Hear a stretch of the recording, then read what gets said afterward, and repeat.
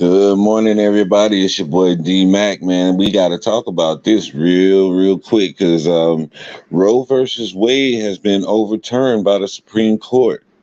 And if you're not familiar with what Roe versus Wade is, then Roe versus Wade is the ruling that was established back in the day saying that women have control and say over the choice whether they have an abortion or not, and not the government.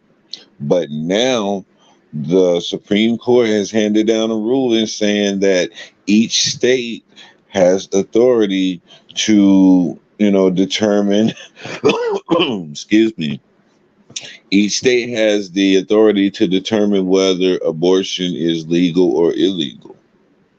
And now this is going to bring about the whole pro-life um, back and forth with these guys again.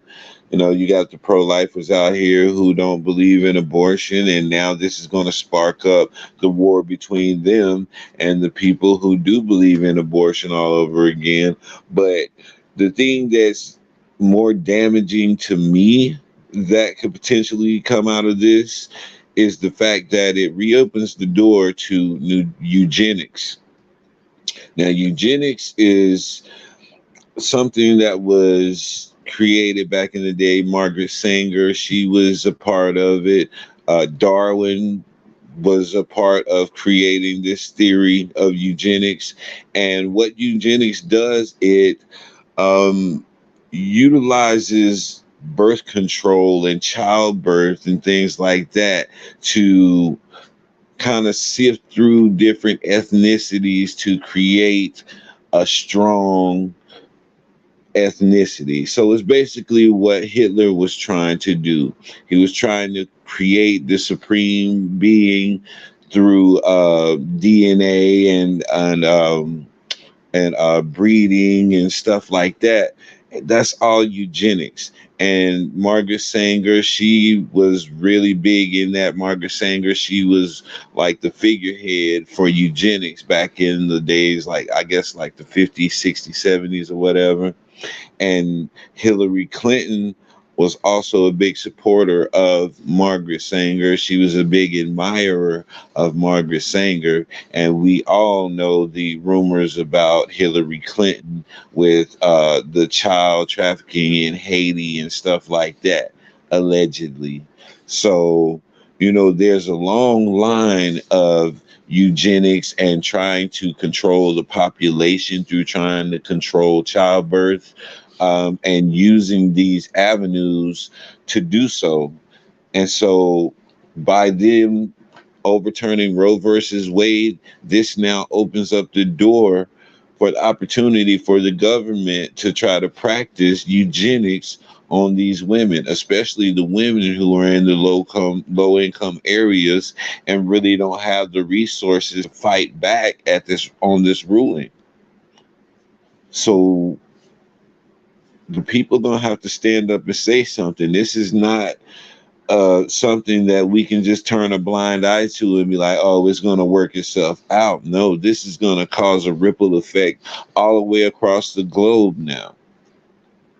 And so now the government has the right to say, no, you cannot get rid of that child. I'm going to force you to have that child, and I'm going to force this man onto child support, even though both of you agreed that you are not fit to raise children. And so whenever you get angry and you get in a rage and you murder this child, then we're going to put you in prison for the rest of your life because we forced you to be a parent even though you told us you was an unfit parent. Do you see where this can go? That's just one scenario, and that one alone is scary enough.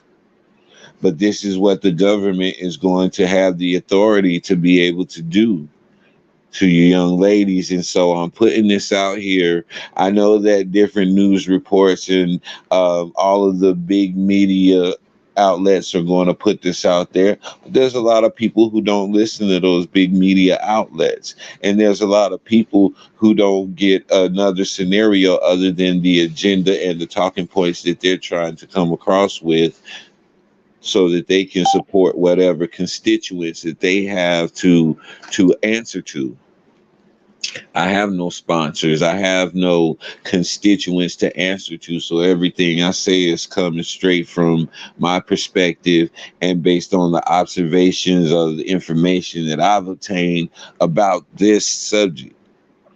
And I make sure before I come on and start talking about something that I do my research and make sure that I know what I'm talking about. And then I rely on the Holy Ghost to put it all together to where it comes out and it makes sense. And that's how I do my shows. And so this whole thing, like I said, the whole potential of eugenics being practiced on people is a very scary thing. And this is something that needs to be fought.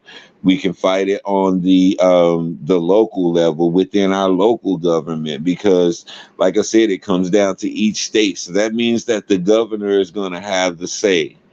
The mayor is going to have a say. All of these local politicians and local service people are going to be influencing the outcome of the decision made by that state.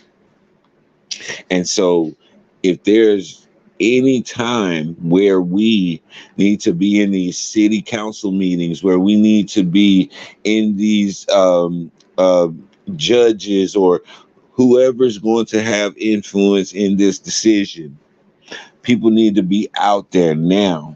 And I'm not talking about on the computer sending nasty letters and disapproving notes. No, you need to be there in person so that you can voice your opinion to them in person.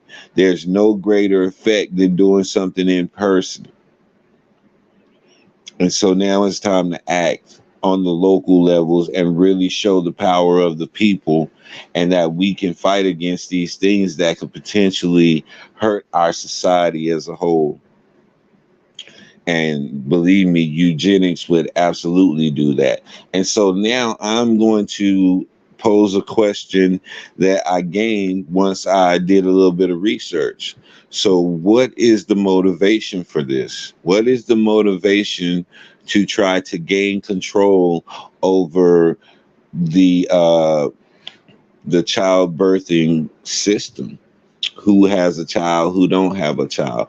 Well, if you have control and you have say so and authority over that, you can influence which ethnic group has what number of children, as opposed to another ethnic group having this number of children, and you can have control over the population. That is a solid way to gain firm control over a population. And now you have the federal government backing you and giving you the authority to penalize people and give them consequences for choices made on their own personal body.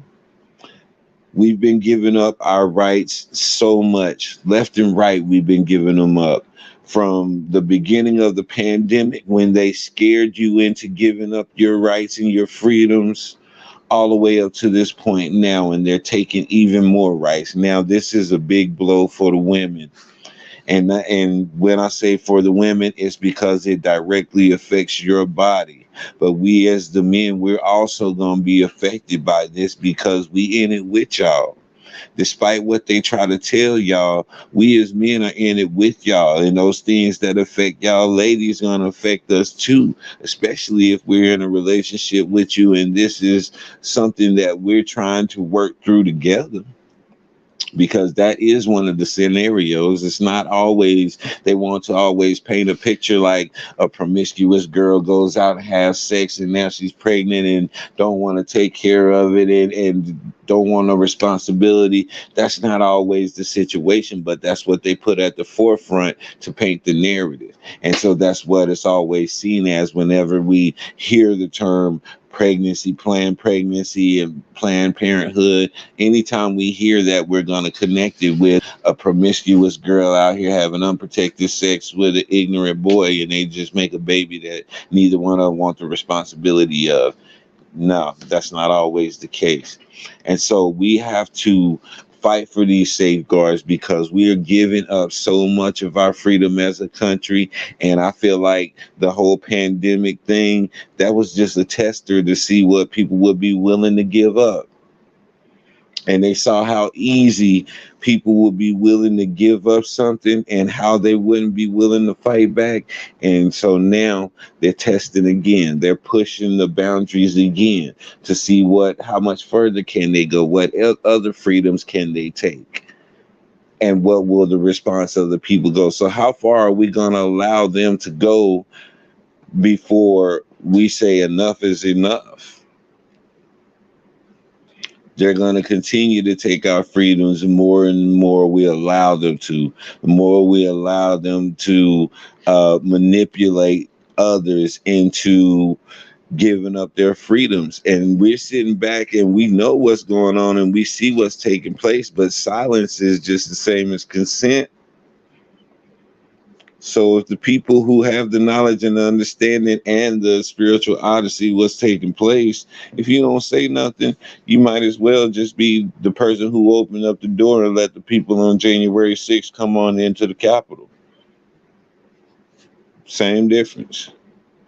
So, I'm upset about this ruling. There's going to be a whole lot of blowback from this.